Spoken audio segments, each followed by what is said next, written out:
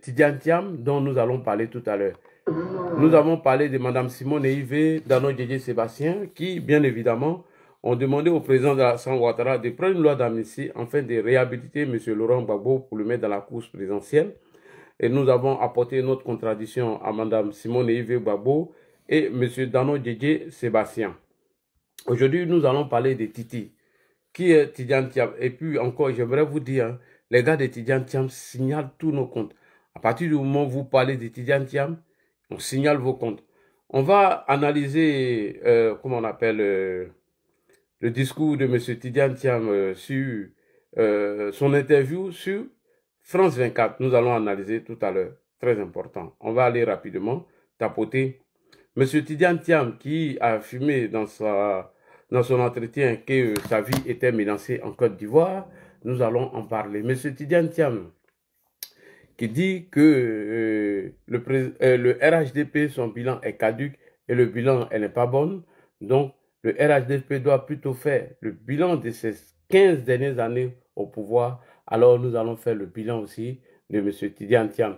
Parce qu'il a passé 23 ans hors de la Côte d'Ivoire. Quelqu'un qui est déconnecté des réalités de la Côte d'Ivoire. Ce n'est pas ce dernier-là qui va venir nous dire qu'Alassane Ouattara aurait échoué et que c'est lui qui avait la solution. Et c'est pourquoi vous avez écouté le ministre Touré Mamadou qui dit que hier, ce dernier était en train de faire les éloges d'Alassane Ouattara et aujourd'hui, il nous fait croire que le président Alassane Ouattara a échoué. Alors, salut à toi, Capo Djidji. La première vidéo dont nous allons parler de M. Tidiane Thiam, il s'agit de ses contradictions. M. Tidiane Thiam est revenu sur sa nationalité. Bon, attends, je vais descendre ceux-là, ils viennent pour s'amuser ici. Voilà. Voilà. Je vois encore l'autre qui a son micro qui est ouvert. Je vais le descendre, voilà. On ne prend pas les plaisanter là ici. Alors, M. Tidiane Thiam qui nous a parlé un peu de sa nationalité en faisant référence à ses frères. Il dit qu'il a 5 frères qui ont été ministres en Côte d'Ivoire, mais pourquoi lui, à son tour, on parle de sa nationalité. Mais M. Tidiane Thiam, ce n'est pas les Ivoiriens qui ont mis sur la table votre problème de nationalité, c'est vous-même. Parce que dans votre allocution, vous vous êtes contredit. Quand vous dites que vous avez 5 frères qui ont été ministres en Côte d'Ivoire, alors vous voulez nous apprendre quoi, M. Tidiane Thiam? Vous voulez nous dire que vos frères sont ivoiriens et qu'ils ont été ministres en Côte d'Ivoire.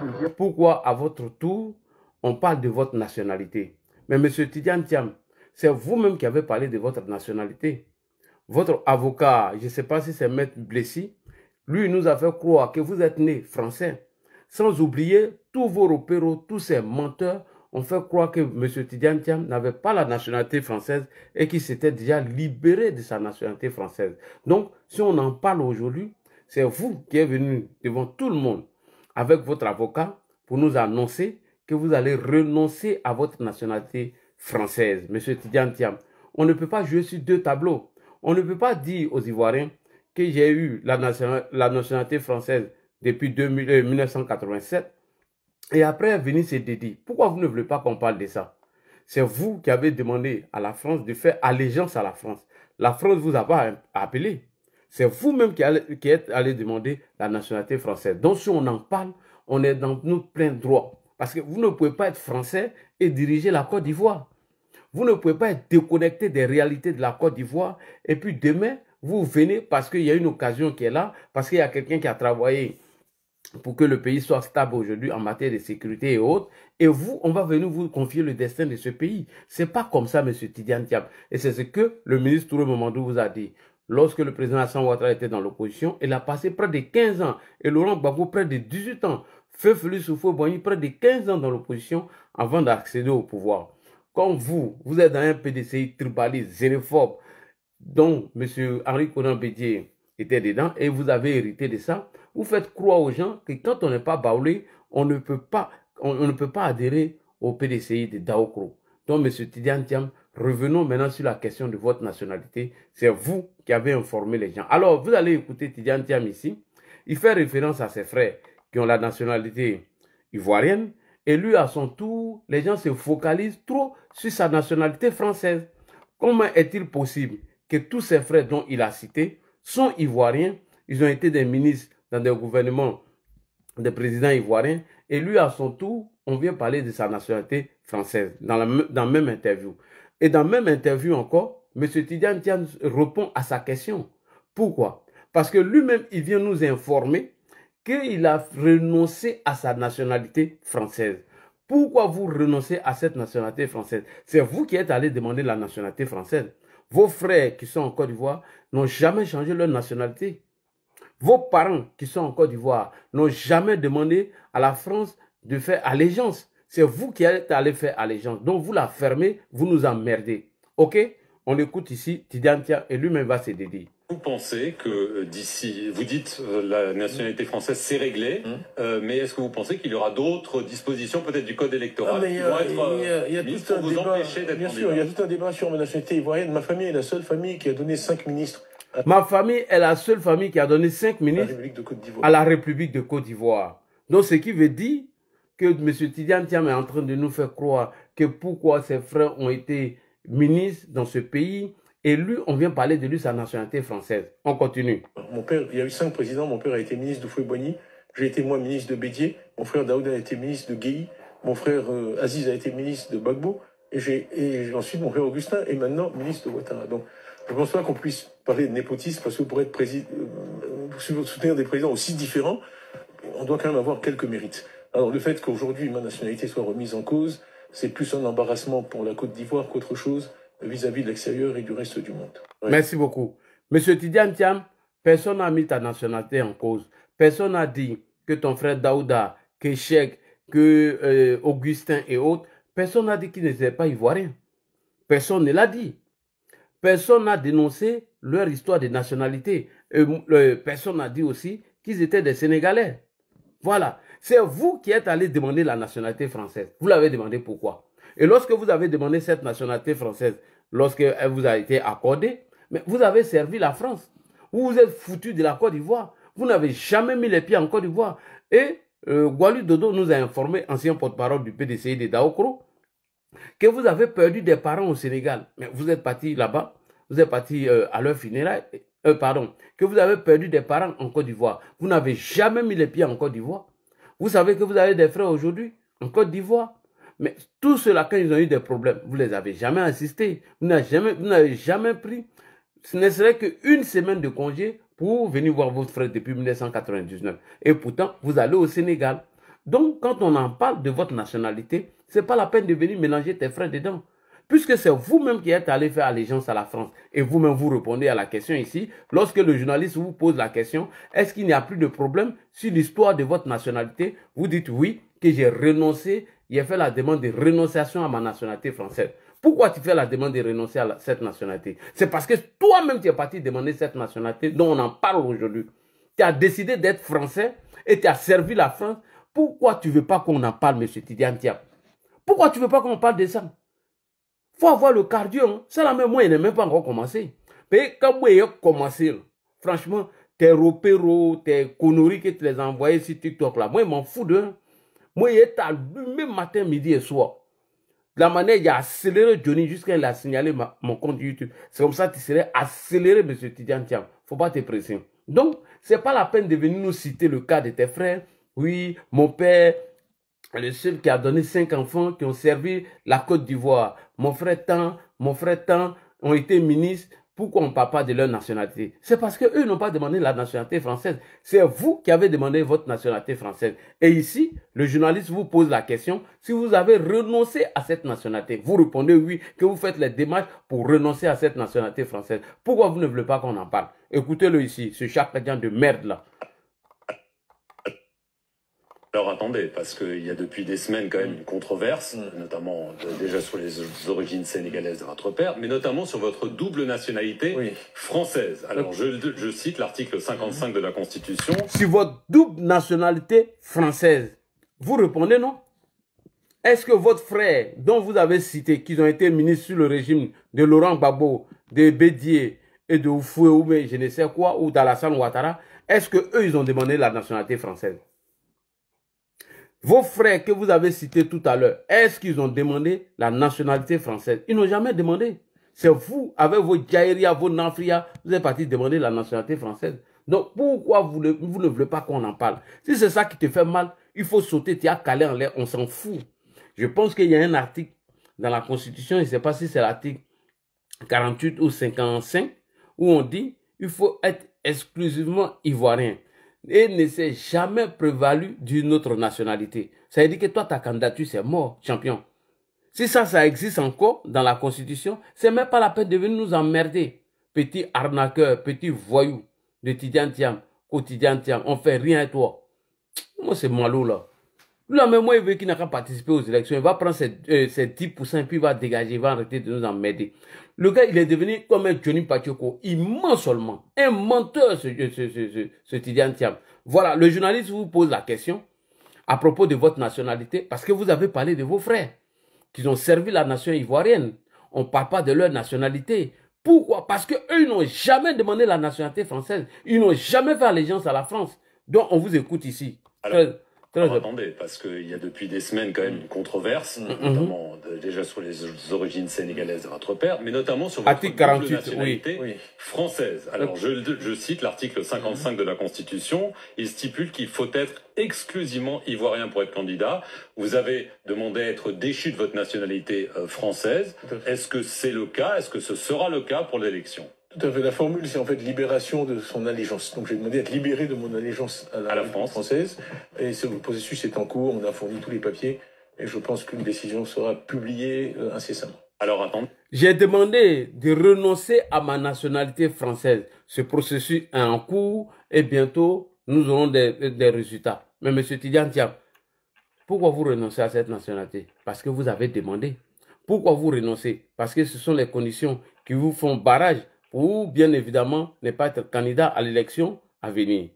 Oh, vraiment, quand vous venez vous connecter, j'ai arrêté de prendre les gens. Quand j'ai fini, j'ai les fait monter parce qu'ils ne ferment pas leur micro.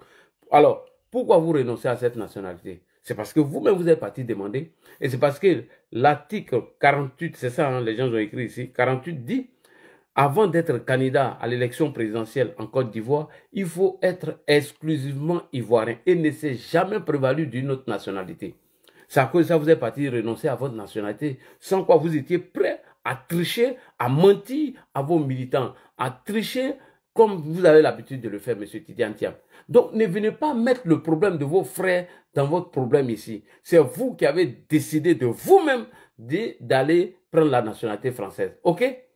Comme mon père a donné 5 enfants qui ont servi la nation ivoirienne, ils ont été ministres. Tu nous emmerdes avec ça. Comment c'est malhonnête là? Toi-même, tu ne serais même pas candidat. Tu viens de réunir les conditions à ne même pas être candidat. On continue avec M. Tidiane Thiam. Mon téléphone, ça là, ça se planque depuis là. Moi, je dis, il ne pas parler de mort là parce que, voilà, il est un peu mieux par rapport aux autres. Déjà, c'est le plus malot même parmi eux-mêmes. On va continuer, champion. On va continuer à toi. On ne va même pas te laisser même. À partir d'aujourd'hui, tu serais allumé, M. Tidiane Thiam. Voilà.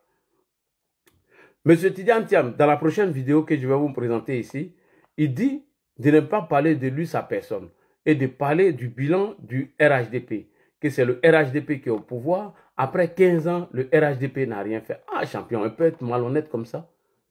On peut mentir comme ça, champion. Toi-même, on va parler de ton bilan aussi. Ton bilan à Crédit Suisse, qu'est-ce que tu as fait là-bas? Voici quelqu'un, lorsqu'il est arrivé, au risque de me répéter, selon le ministre Touré Mamadou, il a commencé à nous faire des yeux doux, pensant que nous, on allait prendre notre appareil politique pour lui donner. Et on allait prendre notre appareil politique pour prendre ce parvenu, ce voyou-là, et le mettre à la tête de nos partis, et il va être notre candidat pour aller compétir. C'est qu'il n'aime pas se fatiguer, il n'aime rien faire du tout. Un paresseux, M. Tidiane Thiam. Donc, comme on n'a pas accepté de lui donner notre appareil politique afin d'accéder au pouvoir facilement, ce monsieur a commencé à s'attaquer à nous. Au début, c'est lui qui faisait nos éloges. Au début, c'est Tidiane Thiam qui nous disait qu'on a fait beaucoup de choses dans ce pays. C'est M. Tidiane Thiam qui disait que le bilan de Alassane Ouattara était positif. Et aujourd'hui, le fait qu'on a refusé de lui donner notre appareil politique et qu'il a été élu à la tête du PDCI de Daokro et que lui-même est venu avec la question de sa nationalité qu'on en parle, ce monsieur dit que nous, nos bilans est caduc. On dirait Johnny Pacheco. Il dit quelque chose aujourd'hui, à midi, il dit le contraire. À midi, il dit quelque chose, le soir, il dit le contraire. Et toi, tu veux diriger les Ivoiriens. Quelqu'un qui a passé près de 25 ans, 23 ans, en dehors de la Côte d'Ivoire. Lui, il vient sonner brusquement au pays. C'est lui qui connaît le problème de tous les Ivoiriens. Et lui va être président, il va régler nos problèmes.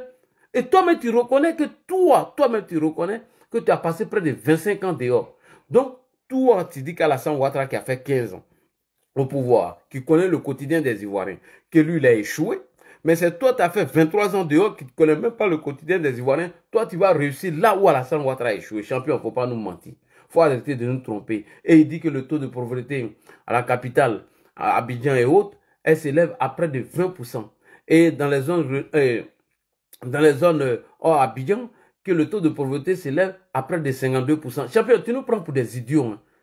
Ou bien c'est pas Côte d'Ivoire dont moi je suis parti il n'y a même pas longtemps de cela. Champion, tu nous prends pour des bêtes. Si c'est ça ta campagne, si c'est le bilan d'Alassane Ouattara, tu veux faire le bilan du RHDP champion, c'est poteau. Hein. C'est Digba poteau même. Tu risques même de ne même pas avoir au premier tour 5% de l'électorat ivoirien. Ça, je te le dis. Mais les Ivoiriens ne sont pas gawa. Hein. On n'est pas bêtes. Hein. Toi, tu n'as même pas le cardio, tu n'as pas souffle. À peine tu viens d'arriver dans l'opposition, 2 ans après, toi, tu vas être président. Mais arrêtez de vous moquer de nous. PDCI de Daokro, de Tidiane Thiam que moi je vois là. PDCI de Daokro, de Tidiane Thiam que moi je vois.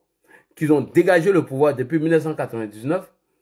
Ça fait près de 30 ans maintenant ou 25 ans qu'ils sont dans l'opposition. Vous êtes partis pour 40 ans dans l'opposition. Hein? Et le RHDP vous a dit que c'est bouclé, c'est géré. Après ADO 2025-2030, on a bouclé encore. 40 ans au pouvoir. Alors, on va l'écouter. Il va nous faire le bilan du docteur Alassane Dramane Ouattara et on va répondre à Chakadian alias M. Tidiane Thiam. C'est parti, on l'écoute. Chakadian. Parce qu'il y a depuis des semaines quand même une controverse. Alors attendez, parce qu'il y a depuis des semaines quand même une controverse, notamment déjà sur les origines sénégalaises de votre père, mais notamment sur votre double nationalité française. Alors je cite l'article 55 de la Constitution. Non, ça j'avais déjà montré. Je vais montrer l'autre. C'est l'autre vidéo, je pense. Ouais, c'est celle-là. On va l'écouter, il va faire notre bilan. Vas-y, fais notre bilan. Mais je voudrais aussi... Donc vous n'avez pas d'inquiétude de ce point de vue. Pas d'inquiétude de ce point de vue, mais je voudrais aussi qu'on parle de la Côte d'Ivoire, d'où la Côte d'Ivoire est après 15 ans de régime RHDP. On va en parler, mais parce que ma nationalité, c'est une diversion. On essaie de faire de moi le sujet de cette campagne. Le sujet de cette campagne, le pouvoir. Le sujet de cette campagne, c'est un bilan de 15 ans de gouvernement quand on demande d'en avoir 5 ans de plus. Le sujet de cette campagne, ce n'est pas la nationalité de Tidjane Thiam. Quels que soient les efforts déployés pour me mettre en première page des journaux tous les jours et escamoter le débat qui est le débat républicain digne, qui est celui de dire où est-ce qu'on en est après 15 ans de RHDP. Mais donc vous n'avez pas d'inquiétude de ce point de vue. Pas d'inquiétude de ce point de vue, mais je voudrais aussi qu'on parle de la Côte d'Ivoire, d'où la Côte d'Ivoire est après 15 ans de régime RHDP. On va en parler, mais parce que ma nationalité, c'est une diversion. On essaie de faire de moi le sujet de cette campagne. Le sujet de cette campagne, le pouvoir. Le sujet de cette campagne, c'est un bilan de 15 ans de gouvernement quand on demande d'en avoir 5 ans de plus. Le sujet de cette campagne, ce n'est pas la nationalité de Tidjane Thiam. Le sujet de cette campagne, ce n'est pas la nationalité de Tidjane Thiam. Le sujet est qu'on fait le bilan du RHDP en 15 ans. Est-ce qu'on peut leur confier encore le destin de ce pays? Alors, M. Tidjane Thiam, toi-même, il faut te répondre. Parce que si moi, je te réponds, vraiment, ça serait trop méchant de ma part. Alors, M. Tidjane Thiam nous demande que le débat aujourd'hui, ce n'est pas de parler de sa nationalité. Il est parti sur le plateau de TV5 et de France 24. C'est de faire le bilan des 15 ans du RHDP. Ok, il n'y a pas de problème. Toi-même, il faut commencer d'abord nos bilans. M. Tidjane Thiam, il faut commencer d'abord nos bilans avant que nous-mêmes on vienne parler de ton bilan. C'est parti. Je crois que dans cet esprit, il est important qu'on fasse preuve de modération et qu'on accepte que dans toute œuvre humaine, il y a des choses bien, des choses moins bien. Et donc si j'appliquais ça par exemple au discours qu'on souhaite tenir sur le RHDP, il est clair pour nous que beaucoup de bonnes choses ont été faites par le RHDP sous la direction du président Ouattara, qui a son parcours, ses références, qui est un économiste de renom, et qui a fait beaucoup de choses utiles, et ça je pense que tous les Ivoiriens peuvent le voir. Je crois que dans cet esprit, il est important qu'on fasse preuve de modération. On fasse preuve de modération. Et qu'on accepte que dans toute œuvre humaine, il y a des choses bien, des choses... Et qu'on accepte que dans toute œuvre humaine, il y a des choses bien, il y a des choses moins bien. Moins bien. Et donc si j'appliquais ça par exemple au discours qu'on souhaite tenir sur le RHDP, il est clair pour nous que beaucoup de bonnes choses ont été faites par le RHDP. Ah donc beaucoup de bonnes choses ont été faites par le RHDP. Mais tu dis qu'on n'a qu'à venir faire le bilan. On y va. sous la direction du président Ouattara, qui a son parcours, ses références, qui est un économiste de renom, et qui a fait beaucoup de choses utiles, et ça, je pense que tous les Ivoiriens... Ah, donc le RHDP, à travers son président Alassane Ouattara, ont fait de bonnes choses. Ah, donc le président Alassane Ouattara, leur bilan est positif. Ah, donc le président Alassane Ouattara, faut pas de mauvaise foi, il faut reconnaître qu'ils ont fait des choses bien. Mais M. Didier Antiam, de qui te fous-tu? Tu te fous de qui même? Mon compte YouTube là, demain, Inch'Allah, le RDS c'est la fin. Bon, tu peux écrire ça, si ça peut te faire plaisir, il faut écrire tout ça. Si moi je me concentre sur ton Didier Antiam pendant une semaine, il serait détesté, c'est fini. Et voilà, tu peux écrire toutes tes conneries, on s'en fout de ça. Monsieur Tidiane Thiam nous fait savoir ici que dans l'œuvre même, il y a des choses bien, il y a des choses moins bien. S'il veut tenir ce discours à l'égard du RHDP, avec le bilan du président Alassane Ouattara, il y a des choses positives, il y a des choses bien qui ont été faites. Et il reconnaît que le président Alassane Ouattara était un économiste hors pair. Bon, quelqu'un qui finit de dire ça, sur France 24, il nous demande de faire le bilan du RHDP. Est-ce que les Ivoiriens peuvent apporter leur confiance au RHDP encore pour les 5 dernières années à venir? Est-ce qu'on doit parler de lui, sa nationalité, et non de parler de nos bilans? Toi-même, tu as fini de parler de nos bilans. Toi-même, tu as fini de faire nos éloges. Toi-même, tu as fini de parler de nos bilans. Toi, tu es venu à la tête d'un PDCI qui est divisé comme ça, alors que Bédier, lorsqu'il avait ce PDCI de Daokro, où tout était uni autour de lui, il est venu avec 25% à l'élection présidentielle d'octobre 2010 au premier tour. Toi, tu as le PDCI qui est divisé comme ça. Je me pose la question si toi, tu auras 5 ou 10%. Comment hier, tu peux dire que le bilan du RHDP est bon et qu'on a fait de bonnes choses parce qu'on n'a pas accepté tes yeux d'amour ou tes coups d'œil? Et aujourd'hui, tu es à la tête du PDCI de Daokro, après avoir fini de nous informer que tu étais français et qu'on en parle. Maintenant, tu nous dis qu'on a venir faire le bilan. Est-ce que les Ivoiriens peuvent nous apporter encore de la confiance pour 5 années à venir? C'est ta vidéo, ça là, on va aller montrer aux Ivoiriens. Que tu es un malhonnête, que tu es un malot, tu es un mythomane, tu es un menteur. Ah, toi et tes repéros, tout ce que nous on connaît de vous, vous êtes tous des menteurs. Voilà. Le PDCI version Tidiane Thiam sont tous des menteurs. Il n'y a pas un qui dit vérité. Et partout tu parles de Thiam, vous les voyez partout venir signaler vos panels. Tidiane Thiam est un menteur. Monsieur Tidiane Thiam, comme vous dites de ne pas parler de votre nationalité et qu'on doit parler du bilan du RHDP, mais toi-même tu as fini de parler du bilan du RHDP. Est-ce que pour ça on a besoin encore de faire campagne? Est-ce que pour ça on a besoin de faire campagne? Mais n'oublie pas, l'article 48 de la Constitution ivoirienne dit: pour être candidat à l'élection présidentielle en Côte d'Ivoire, il faut être exclusivement ivoirien et ne s'est jamais prévalu d'une autre nationalité. Toi, tu n'as jamais de nationalité, non? Si tu deviens exclusivement ivoirien, il n'y a pas de problème. Ça, on prend en garde. On dit ne s'est jamais prévalu d'une autre nationalité. Champion, c'est poteau, hein? Il faut retourner encore dans ta marmaille. Il faut retourner encore dans tes mensonges, à tes repéros des menteurs, des manipulateurs. Donc, M. Tidiane Thiam vient de nous informer ici que le bilan du RHDP est positif. M. Tidiane Thiam vient de nous démontrer par A plus B qu'il est un menteur, que c'est quelqu'un qui se contredit comme Johnny Patioko. C'est quelqu'un qui ramasse ses vomis, il mange ses vomis. Donc, on n'a pas besoin de parler maintenant de notre bilan. Parlons de votre nationalité. Quand vous dites que vos pères ont donné au moins 5 enfants à la Côte d'Ivoire qui ont servi la nation ivoirienne, mais on ne parle pas de leur nationalité, c'est de pour vous, on parle, mais c'est vous qui êtes parti demander la nationalité française. Personne ne vous a obligé. Alors que Maître Blessy nous a fait croire que vous êtes né français, alors que vous n'êtes pas né français. Vous êtes un opportuniste, vous êtes un parvenu, un parachuté, un manipulateur et un menteur. Vous êtes un serpent dangereux.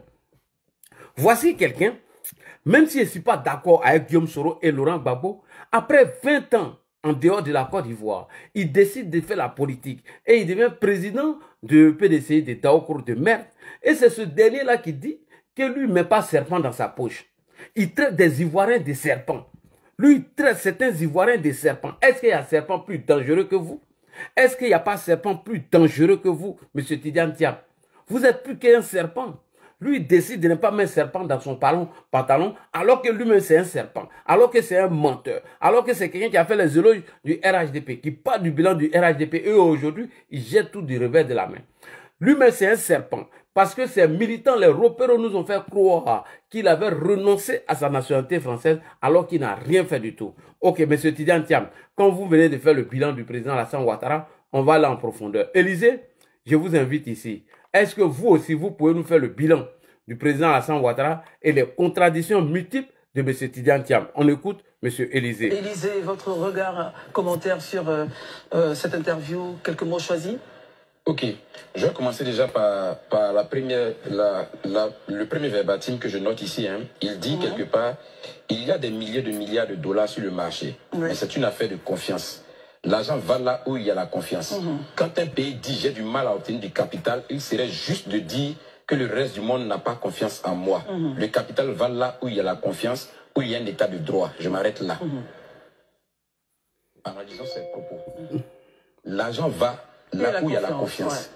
Mais si lui, il est d'accord que depuis l'arrivée du président Ouattara, nous sommes passés de 3 000 milliards de budget à aujourd'hui environ 15 000 milliards de budget et que nous avons engrangé aussi un aussi important ratio de dette. Mais donc lui-même il répond à sa question. C'est que le monde fait confiance au président Ouattara. Parce que c'est ce que lui-même il dit. Hein. C'est ce qu'il dit. Il dit le problème là, c'est pas les milliards. Le problème c'est la confiance. Ça veut dire l'argent est là, mais c'est la confiance qui fait qu'on te donne.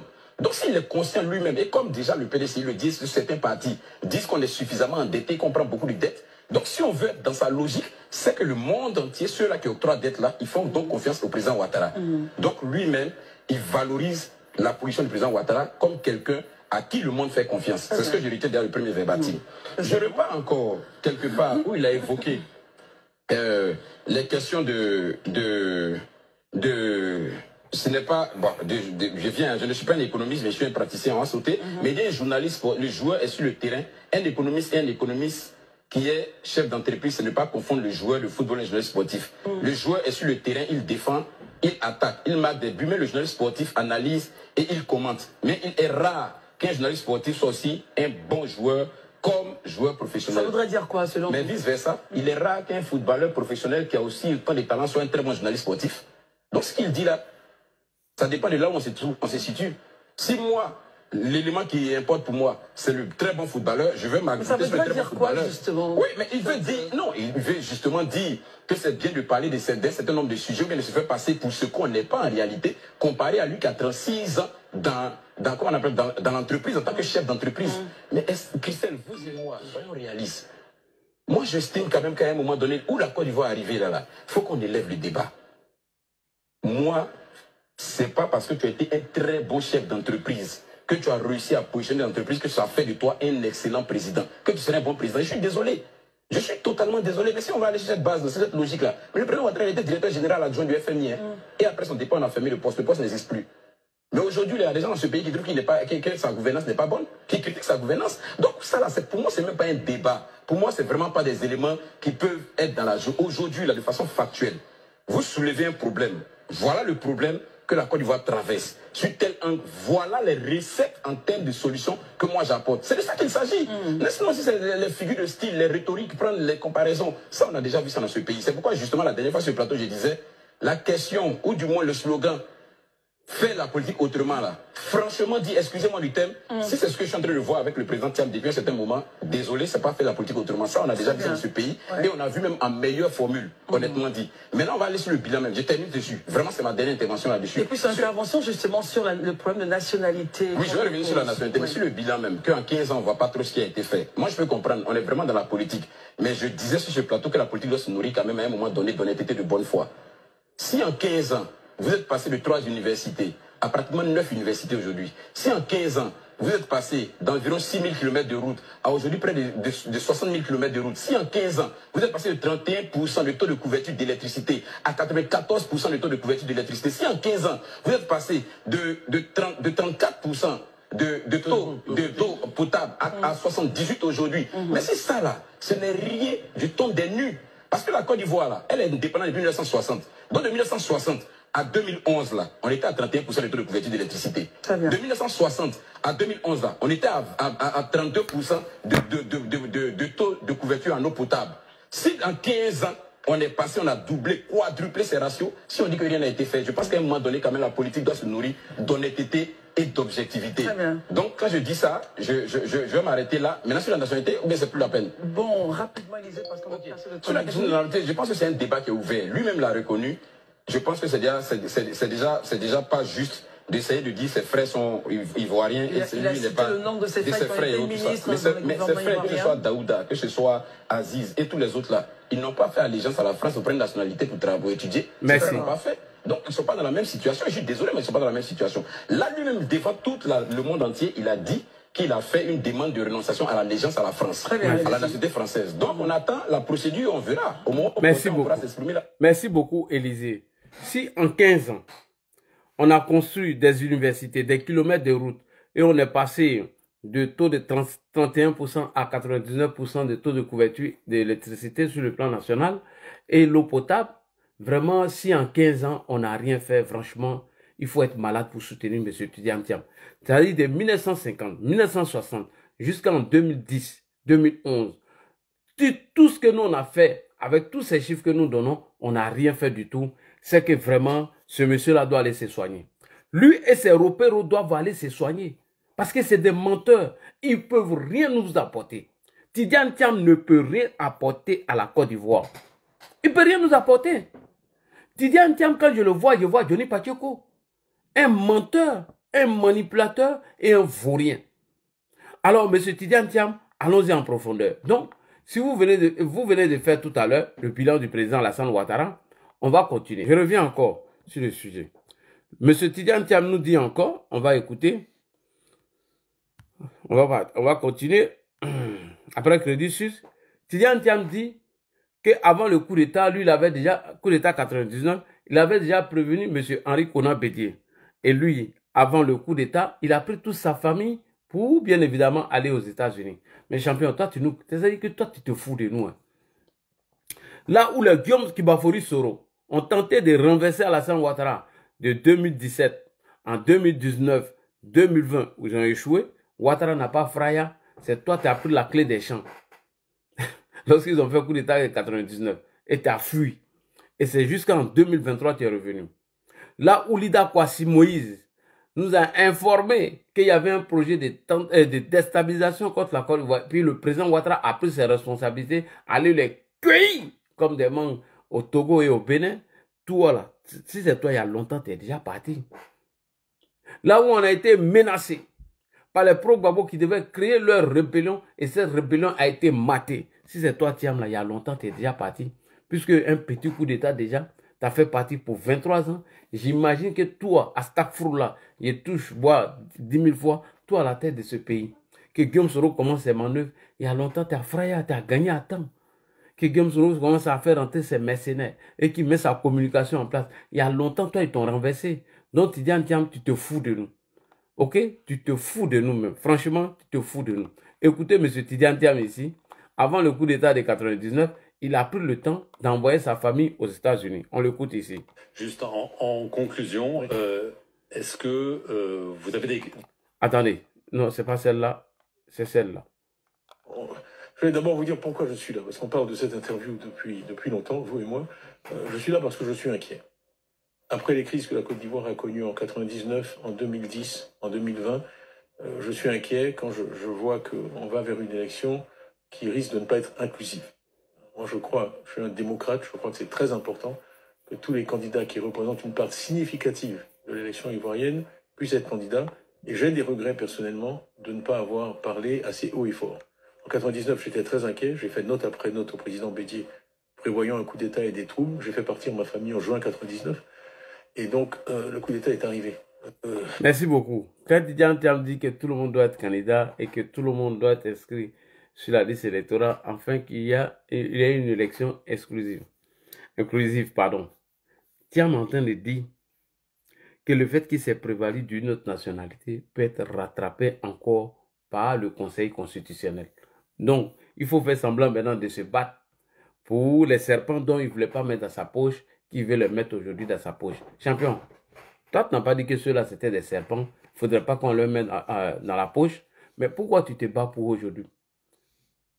Une élection inclusive, Gbagbo peut ne pas être candidat, il peut choisir M. Awadon Bello. C'est une élection inclusive. Bleu Goudé peut ne pas être candidat parce qu'ils sont pas sur la liste électorale. Il peut choisir soit le secrétaire du COGEP, secrétaire général du COGEP, il peut le choisir. C'est une élection inclusive. Guillaume Kibafori Soro peut ne pas être candidat, mais il peut choisir l'un de ses lieutenants. Il y a un mec qui vient de rentrer. C'est une élection inclusive. C'est pas parce que Guillaume Soro, Laurent Gbagbo, Charles Blé Goudé ne vont pas participer à ces élections qu'elle n'est pas inclusive. Donc, il faut arrêter de tromper les gens. Monsieur, l'article 48 de la Constitution dit, pour être candidat à l'élection présidentielle de Côte d'Ivoire, il faut être exclusivement ivoirien et ne s'est jamais prévalu d'une autre nationalité. Ou bien c'est ça qui te fait peur? C'est ça qui te fait peur, c'est nous on t'a dit de demander la nationalité française. Ton derrière devant est grillé comme mon. Moi-même, je me battais pour ta candidature au nom de Dieu. Maintenant, même là, je ne veux même pas entendre parler de cette candidature. Parce que tu es à foutaise et tu te fous de nous. Alors, dernier point que nous allons aborder. M. Tidiane Thiam dit qu'il est menacé physiquement. Et il a reçu des messages de certaines personnes en Côte d'Ivoire.